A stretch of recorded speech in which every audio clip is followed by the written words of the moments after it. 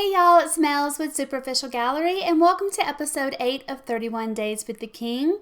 This is a mini-series dedicated to all things Stephen King, with a daily upload on one of his works. Now we'll try to incorporate his more popular titles, as well as some of the lesser known or the ones that weren't well received as well. So with that, let's go ahead and get started with today's pick. It is a very special one because it is at a request. So this is for you, Katie. Today we are going to talk about The Green Mile. Now, this is obviously where I usually show you the hardback book that I have, but since I collected the first editions of all of my King works, I actually have all of the paperbacks that they were originally released in. So I'll show you each one of those and then we'll get started on what the story is about. So part 1 is the two dead girls. As you can tell, it was released in 6 parts. The hardback that came out did combine the entire story into one book. But yeah, first part, the two dead girls. Second part, the mouse on the mile. Third part, Coffee's hands.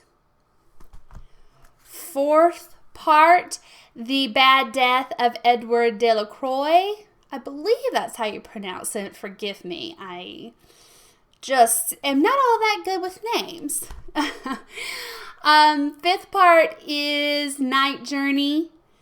And sixth part is Coffee on the Mile. And it is like the biggest one in the little mini series here. Or the thickest book, I should say. So this story is another heartbreaking one, another one I cried at, of course. It is about John Coffey, who is brought to the penitentiary after he has been wrongfully accused of murdering 2 white girls in the South in the early 30s. Now, John Coffey is a person of color, so back in those days, of course, regardless of what the evidence might have been, that was going to be the person that they were going to look at first, of course.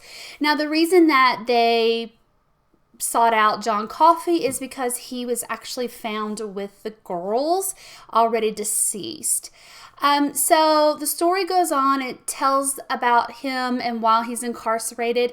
Now, John Coffey possesses some very supernatural powers. He's a bit of an empath. He can feel the emotions and feelings of the others around him. A lot of people call him simple-minded, but really it's just that he's an incredibly sensitive person and really keen to his surroundings. So while he's on the mile, because of course he's convicted and he is given the death penalty. They call it the Green Mile because of the color of the floor that you walk towards the electrocution chair.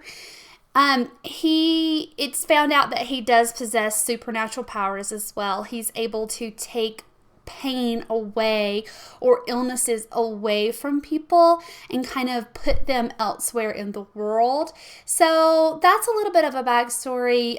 This was, like I said, it was a short little mini series that came out. Amazing story. But I don't want to spoil too much about what happens during this story because there's just so many great parts to it. Now, this was made into a film adaptation in 1999, starring Tom Hanks and Michael Clark Duncan. It was nominated for several Academy Awards.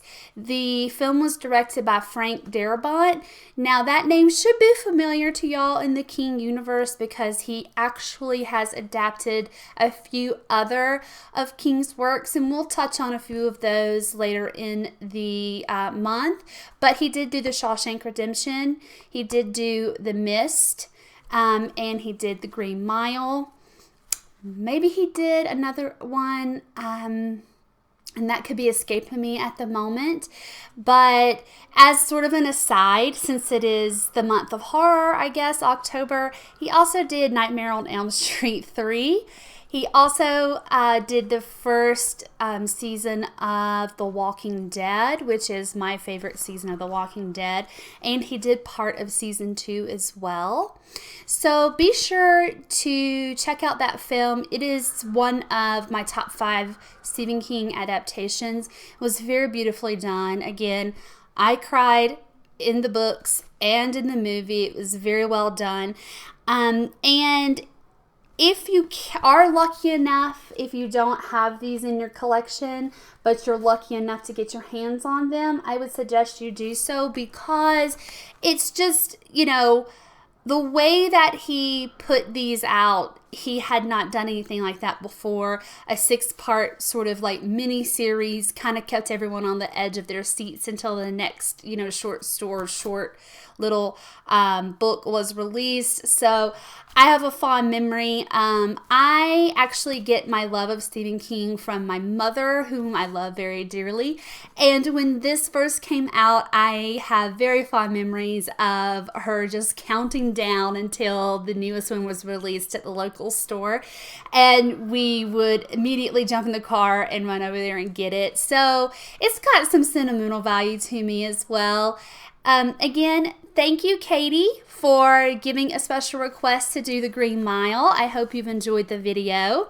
Now, of course, I wouldn't be me if I didn't show you the photo of King himself in these books. It's the same one at the end of each one, but it's in color, and he is just looking very dapper in this photo.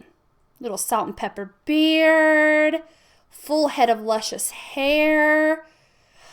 I mean, I could just go on and on. So anyway, please make sure you check this out if you haven't already. It's one of my favorite stories that he's written. It's also one of my favorite adaptations. I hope you have enjoyed this episode of 31 Days with the King. Please be sure to subscribe to Superficial Gallery and hit the bell to be notified when new content is published. If you have a request of your own, like Katie, please send it in to us. We'd be happy to cover it during the miniseries.